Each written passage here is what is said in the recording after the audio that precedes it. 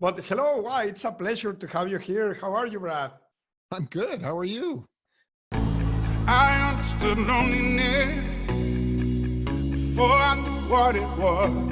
Hola, tribu cervecera, ¿cómo están? Bienvenidos a esta gran plática que vamos a tener el día de hoy. Y es que hoy estamos con un gran cervecero y una de las personas que ha sido referente en la industria cervecera en los Estados Unidos y que positivamente ha influenciado en todo el mundo. Así que demos la bienvenida al hombre. Welcome to BeerSmith. That's the man. Welcome, Brad. How are you? I'm great. How are you doing today? Yeah, well, we're doing great, and we are so glad that you are here. And well, today we're going to talk about Designing beer. Well, Brad, I think that you are one of the brewers, one of the main brewers that has a lot of influence in the brewing, in the home brewing industry in the States and in other parts of the world. We know your software from several years ago. BeerSmith, it's a great software. I think that it's one of the most solid solutions to make recipes and to calculate everything when you are brewing. And it's not only oriented to home brewers, also professional brewers can use them. But I would like that you can introduce yourself for Tribu Cervecera. So please go ahead. Sure. My name's Brad Smith. I've been brewing since 1987, so for a little while now. Wow. And yeah, I'm the author of BeerSmith. I do the BeerSmith podcast, the blog, the BeerSmith recipe site, which has, I don't know, somewhere north of 1 million recipes on it. And yeah, I've been doing this for quite a long time, full time for over 10 years now, and actually started the program in 2003. But today I wanted to talk a little bit about designing beer. We are ready, and we are really, really excited.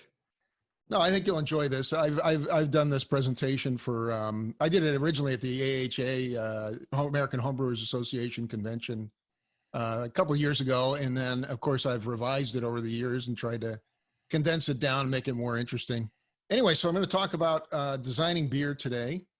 And I'm going to start with a little story. You know, I think I told you I started brewing in 1987, and when at the time the ingredients were really pretty poor.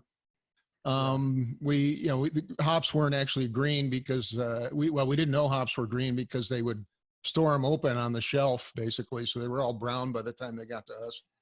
But the other thing that changed dramatically is the state of knowledge over the years, and I've got a reason behind the story, but. When I started brewing, there really wasn't a lot of brewing knowledge. We didn't know how to calculate bitterness units. We didn't know how to calculate gravity accurately. All those things were kind of done seat of the pants.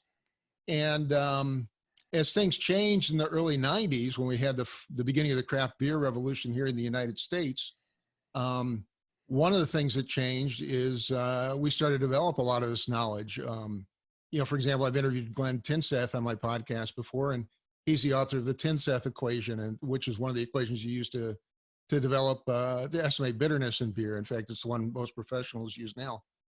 And a whole bunch of other, innovations were brought in at that time. We started to have high quality yeast, liquid yeast.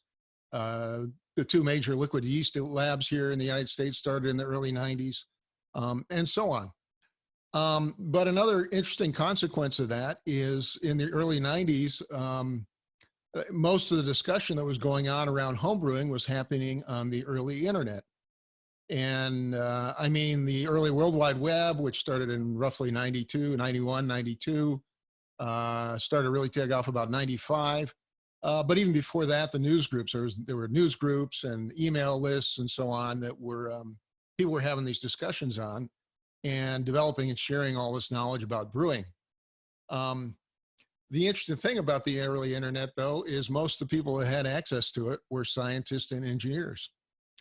And so that has evolved, kind of driven a lot of the homebrewing industry all the way up to today. And when you look at something like beer brewing, it's much more technical, much more number-oriented, much more detail-oriented, perhaps, than something like winemaking. If you sit down and talk to a winemaker, they're going to have a whole different approach to to coming up with a recipe than a beer maker. So I'm going to dive into this here real quick. So one consequence of that is